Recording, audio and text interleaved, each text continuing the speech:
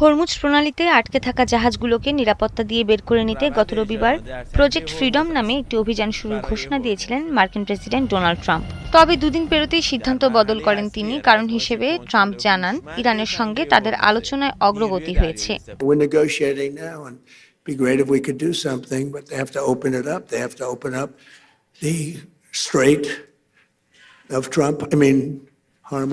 তবে বৃহস্পতিবার জানা যায়, যুক্তরাষ্ট্রকে এ অভিযানের জন্য নিজেদের ঘাঁটি ও আকাশসীমা ব্যবহারের অনুমতি দেয়নি সৌদি আরব ও কুয়েত। এতে ট্রাম্প এমন সিদ্ধান্ত নিতে বাধ্য হন।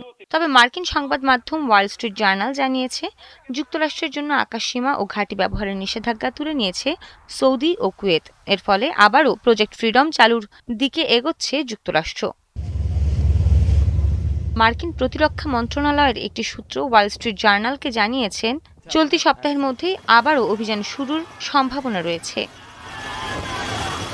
গত রবিবার যখন ট্রাম্প প্রজেক্ট ফ্রিডম অভিযান শুরুর ঘোষণা দেন, তখন বিষয়টি আরব দেশগুলোকে অবাক করে। কারণ তাদের সঙ্গে এ ব্যাপারে মার্কিন সরকার কোনো ধরনের আলোচনাই করেনি। এরপর সৌদি ও কুয়েত যুক্তরাষ্ট্রকে জানায়, এ অভিযানের জন্য তারা তাদের ঘাঁটি ও আকাশসীমা ব্যবহার করতে দেবে না। এরপর সৌদির ক্রাউন প্রিন্স মোহাম্মদ বিন সালমানকে ফোন করেন ট্রাম্প, কিন্তু তারা দুজন এ নিয়ে একমত হতে পারেনি। সৌদির এক কর্মকর্তা জানিয়েছেন, ইরান তাদের ওপর পাল্টা হামলা চালাতে পারে এমন বিষয়টিকে যুক্তরাষ্ট্র প্রথমে গুরুত্ব দেয়নি। এছাড়া তাদের আশঙ্কা ছিল, পরিস্থিতি খারাপ হলে মার্কিনিরা পর্যাপ্ত নিরাপত্তা না দিয়ে চলে যেতে পারে। এমন আশঙ্কা থেকে তারা তাদের আকাশসীমা বন্ধ করে দিয়েছিলেন। সৃষ্টি ঘটক, ৭১।